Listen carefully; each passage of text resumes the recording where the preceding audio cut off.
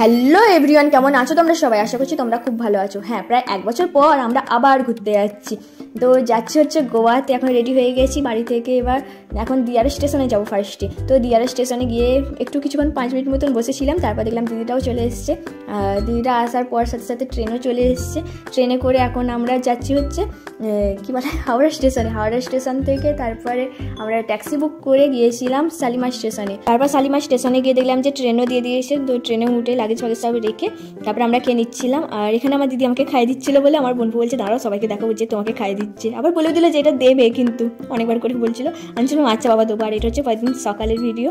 আর এখানে আমার বোন বলছে হ্যাঁ দেখো আমি পটেটো চিপস খাচ্ছি, আমাকে দেখাও। সে না দেখালাম, আচ্ছা নেই দেখালাম। আর এখানে আমার বোনজি ঘুম থেকে উঠে চলে এসছে। আর এখানে বলছে এই দেখো আমি মেজমণির দেওয়া কেক খাচ্ছি। আর আমরা যতটা পেরেছিলাম বাড়ি থেকে সব কিছু নিয়ে যাওয়ার চেষ্টা করেছিলাম, কারণ না ট্রেনের খাবার খাওয়া যায় ভালো হয়, আর খেলেও শরীর খারাপ করে যাবে। আর এখানে আমার বদ্দি হ্যাঁ মামার ছেলের সাথে ভিডিও কলে কথা বলছিল মনে হয়, ওটা তখন ওরাও বেড়াতে গেছে, দার্জিলিং গেছে। আর এখানে বলছে দেখো আমি পটেটো চিপস খাচ্ছি, ওরা খালি পটেটো চিপস খেয়েই গেছে। তারপরে দুপুরবেলা আমরা খেয়েছিলাম আলুর দম আর লুচি। এটা হচ্ছে সেই স্টেশন, বিশাখাপট্টনম স্টেশন। আমরা 1 বছর আগে এখান থেকে ঘুরে গেছি, আবার সেই স্টেশন পাশ দিয়েই যাচ্ছি। ব্লগও দিয়েছিলাম, চাইলে তোমরা চেক আউটও করতে পারো।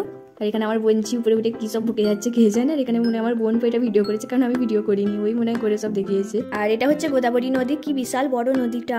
আর যাচ্ছিলাম আর ভয়ও লাগছিল, আমার ভালোও লাগছিল। জলটা কি পরিষ্কার, পুরো কাঁচের মতন লাগছিল। আর এখানে আমার বোনজি ভিডিও করছে, বলছে এখন ডিস্টার্ব করুনি, তো ভিডিও করছি।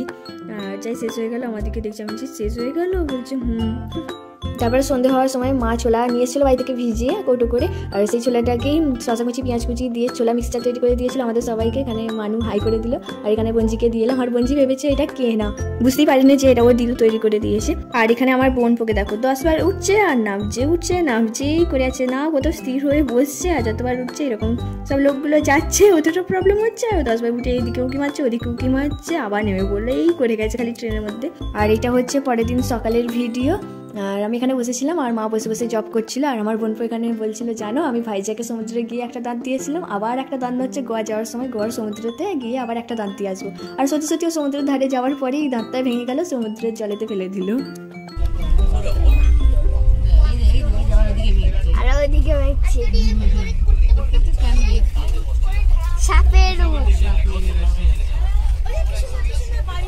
তোমরা হয়তো এখন ভাবছো যে কি বেঁকছে সাপের মতন, আসলে ট্রেনটা লাইন দিয়ে বেঁকছিল তো, আর সামনে ছিল ট্রেনটা দেখা যাচ্ছিল, সেই জন্য বলছে যে ট্রেনটা সাপের মতন বেঁকছে।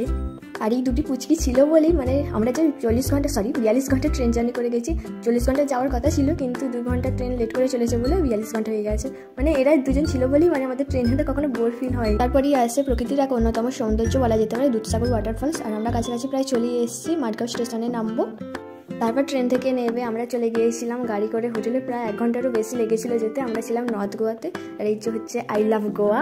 তারপরে জামাইবাবুরা হোটেল দেখছিল, আর 2টো গাড়ি করা হয়েছিল, একটা গাড়িতে বোনপো ছিল, একটা গাড়িতে বঞ্জি ছিল। দুজনে চালাতে মুখ বাইরে কী কথা বলছিল কে জানে।